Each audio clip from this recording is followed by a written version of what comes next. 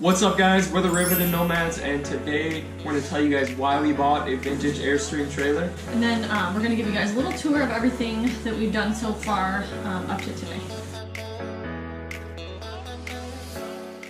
You could be larger than life, bigger than the world, living out the hopes and dreams of every boy and every girl.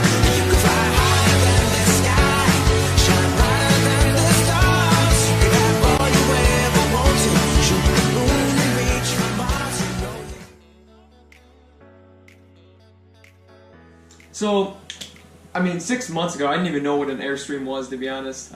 We just kind of found it online. And just Instagram and seeing everyone, you know, there's a couple big Airstream accounts, so we started following them and kind of fell in love with the whole lifestyle and the, you know, the nomadic lifestyle, living in the Airstream, having a tiny house and everything like that. So we kind of just, you know, we fell in love and we started looking kind of as a, you know, just curiosity. Yeah, a joke, or I mean, we weren't like super serious about it. We were like, oh yeah, let's buy an Airstream. And a lot of people talk about, you know, when that's, you know, I'm 23, she's 25, so like we're obviously still young. And a lot of people when they're young, they're like, oh, I just want to travel and do all that stuff. And it's kind of like we just kind of pulled the trigger. We saw a really cheap, nice one on Craigslist. It was already gutted. Yeah, so it was gutted already. We didn't have to handle, you know, the interior walls, insulation. I mean, we still dealt with some of it, but you know, we got a really good deal, and we were just like, let's do it. I mean, we could both do it. I'm a nurse, so I'm going to do travel nursing. You go somewhere for 3 months, you get a 3-month assignment, and then they just give you housing money, so we could use that either to boondock or get an RV site. Yeah, stay wherever, kind of just feel it out. And I work online. I'm in digital marketing and you know, coaching and everything. So between those two, we pretty much can work from anywhere. It's just obviously wherever her contract is, that's where we'll be staying for, you know, short periods of times. And there is shorter contracts if, you know, say we, you know, want to experience more in a shorter time. You know, there's more options out there. So that's kind of, you know, why we fell in love with, you know, the Airstream and how we got to where we are right now.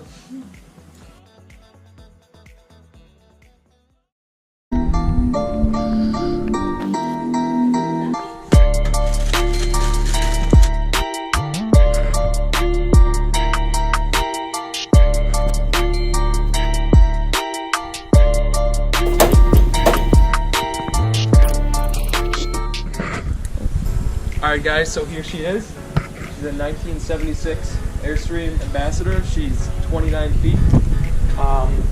So far, I mean, after this video I'm going to go on the computer and pull up a bunch of pictures and everything of what we've done so far. But just a general idea. Rebuilt the frame in a couple parts, painted it, 415'd it. Exterior wise, we just kind of did lights. We rebuilt some of the windows so far. We installed new deadbolt, fixed this, stripped a bunch of stuff, and that's kind of where we're at on the exterior right now. But I'll take you guys inside and then show you what we've done. Oh, there's one of the pups. We have 2 puppies, and the other one's sick right now, so she's inside, not in the Airstream, because they get into a lot of stuff. So it's a complete mess in here, obviously. But I'll just give you guys a general layout of our plans so far. So this is going to be our dinette section. This is where also our electrical panel and our distribution box and everything's going to be. It's going to turn into around a king size bed. I think we're thinking, or queen size. Not completely sure yet. Take it around here. We're not sure what we're going to do with this section yet, because there is a lot of open space if the bed comes out here. So there's one, you know, window length right here, so we don't know if we're going to just extend the countertop to have more countertop space, or we do want to have a wood burning stove, one of the Grizzlies I believe they're called, we were looking into, but there's a couple of them, but we do want to use that for our heating source, so we're not completely sure. Right here's our fridge. We just got the stove. We're super excited about the stove. Stove's going to go right here. This is it right here. Alright, so the stove right here, this is just going to all be counter space, and then eventually a little wardrobe or something where we could store stuff, and, you know, a little lockbox and stuff like that. Right here is going to be our king size bed, our king or queen size. We're not completely sure yet. We are going to wrap around the contours and everything, so we're going to utilize all the space in here. Wrap around to here. This is where our nature's head toilet's going to be right here. So it's obviously a decomposable toilet. Composting. It's a compost toilet, so we can move it in and out. There's going to be a little platform right here built around the drains. Gray water right here, fresh water, or I'll get to the fresh water, but we're not running black water tanks because obviously we have a composite toilet. There's a piece of wood here, but this is where the shower's going to be. This is the whole bathroom right here. Little barn, sliding barn door right here. Or barn door, is that what they, yeah. Sink, and then right here is where it ends, and then this is where the kitchen's going to be. So the kitchen sink, right here is going to be the kitchen sink, and then this is just going to all be counter space. Right here is basically the heart of our water system. It's a very simple water system. All we're running is fresh water into here, and then we have 3 sinks, or 3 faucet outputs. So we have the sink right here, kitchen sink right here, shower right here, and then the bathroom sink right here. So it's literally 3 runs, and it's super short, so we just kept everything on this side. We rerouted the hot water heater from over there, then the fresh water heater's here. So super small run, making, you know, little custom box. So this is where the fresh water fill is going to be. City water right here, and then just, I mean, pretty much the plumbing's all wrapped up, obviously, besides the draining and then running the basic, you know, packs. We just got to add a couple shut-offs and things for winterizing, but I mean, the main gist of it's there. But that's pretty much the general tour of it so far. I don't think there's really much anything else. Well, I'm going to hop on the computer now and then show you guys pictures of the renovation so far and when we got it and everything. So here that is. Alright guys, so for this section, I'm going to run through and give a recap of everything we've done so far in the Airstream renovation. On our Instagram, the Riveted Nomads, we basically documented everything through our story highlights. So everything's categorized by bathroom, exterior, windows, all that stuff. And we have it, you know, we basically documented every aspect of it. So I'm going to run through, I'm going to screen record it from, you know, the frame, the electrical, and do everything. And then I'm just going to, you know, talk about it while I'm going through our story. So it's the easiest way to kind of recap everything. So let me turn my screen recording on. It's good. Okay, so I'm gonna run through. This is our Instagram, by the way. So I'm gonna start with the frame. This is the first day we got it. Our first day we started working on it.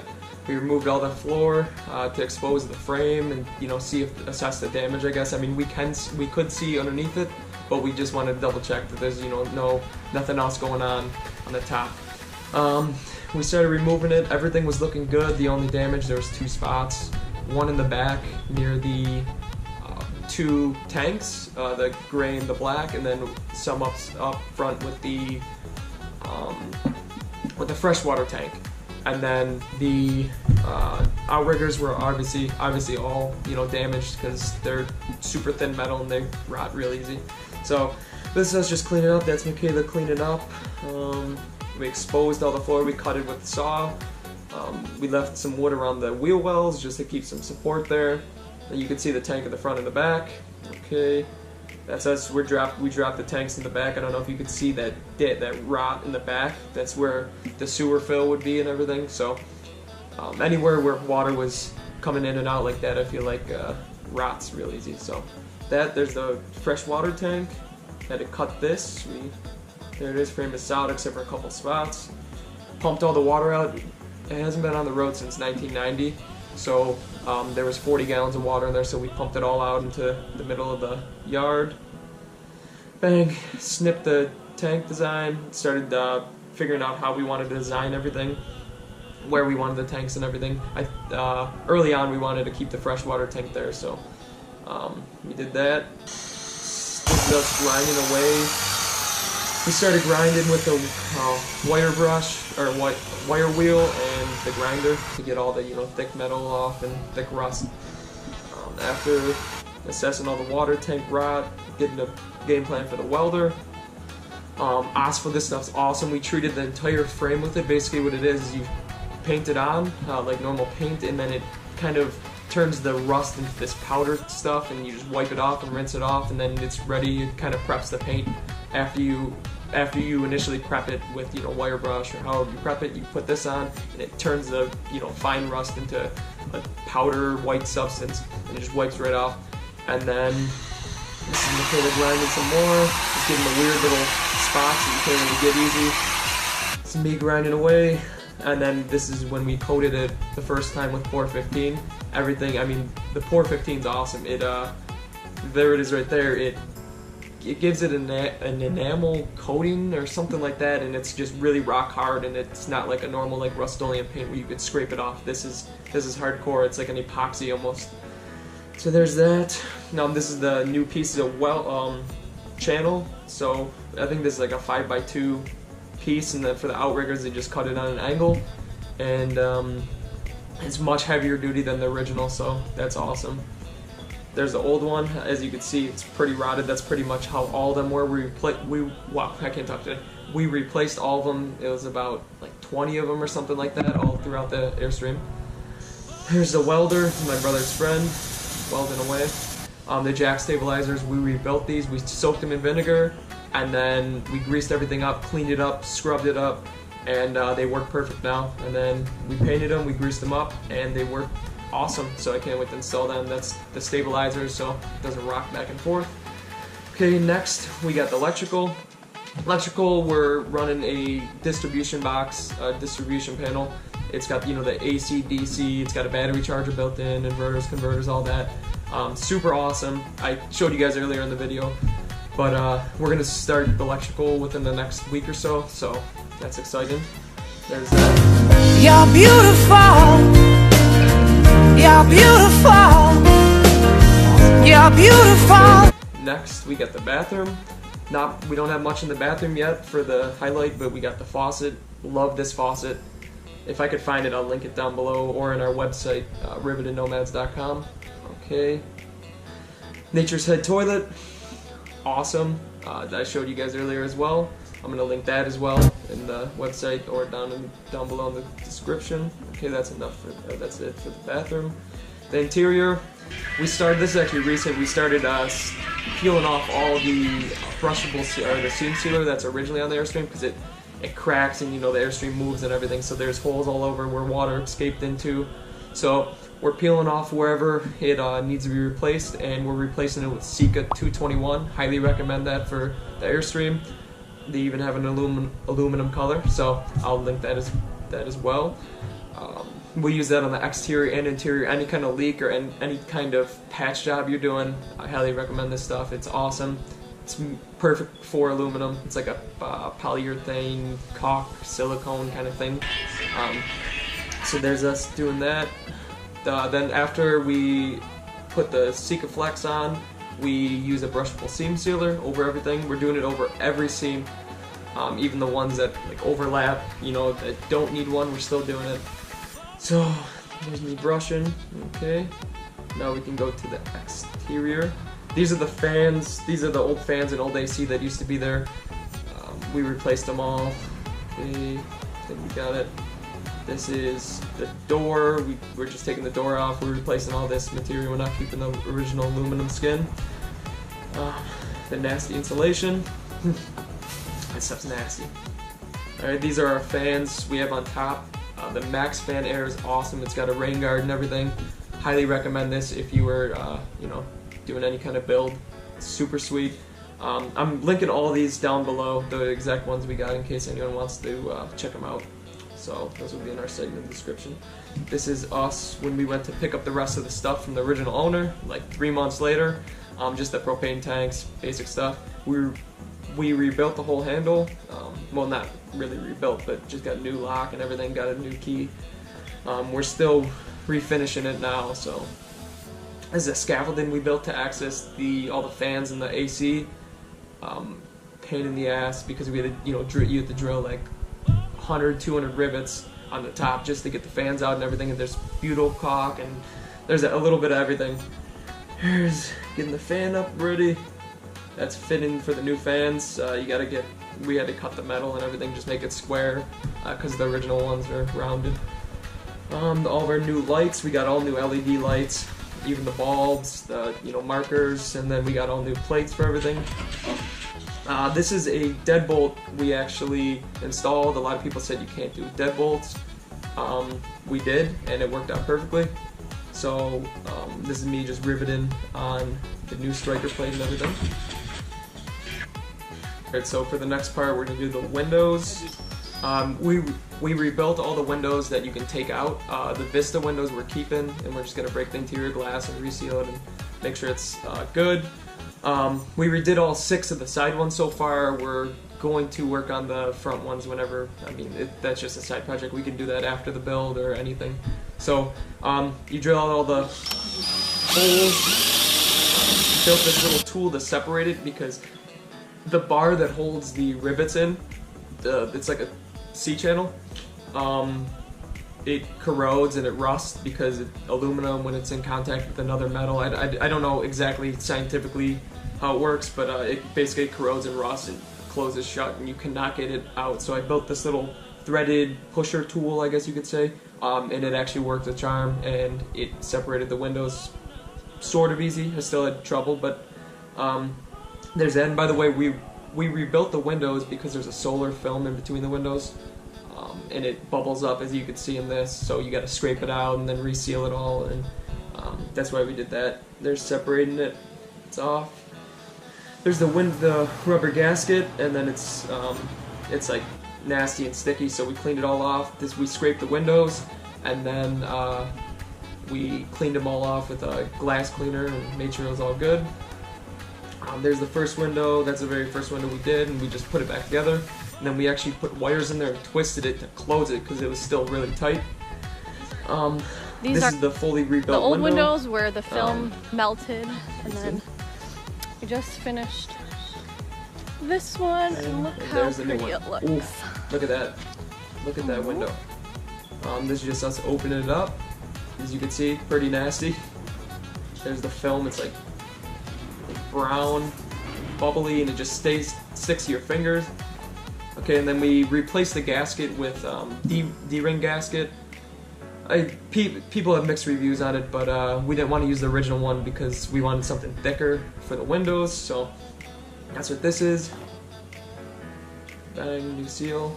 And then, oh yeah, we're waiting for our rivet gun, our solid rivet gun. So these are pop riveted right now, but we're going to be replacing them with the solid rivets, so it's uniform and watertight, so that's just temporary. Windows done. Plumbing, this is our tank. This is our gray water tank. We got it on Amazon. I searched all around, like we were going to use an original OEM Airstream gray tank, but this actually fit better than any of them, and it even has the sensors built in and everything, and I really like this one. I'm going to link it down below if anyone's doing a rebuild, or you might be able to use it on your RV or travel trailer or whatever you're doing. So that's that. This is the setup for our water system. Relocated the gravity fill from down there where the city water is going to be, if you could see, and then that's an old outdoor plug. We're actually turning it into the gravity fill.